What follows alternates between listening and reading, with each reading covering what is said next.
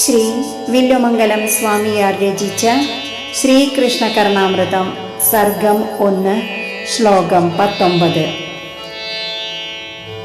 ആമുഗ്ധമർദ്ധനയനാംബുജ ചുംബ്യമാന ഹർഷാകുല വ്രജവധൂമധുരാനനേന്ദോ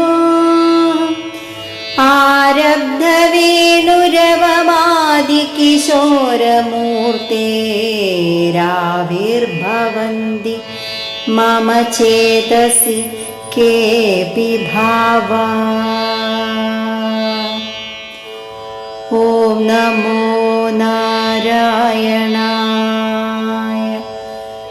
ഓം നമോ നാരായണായ. ഓം നമോ നാരായണായ.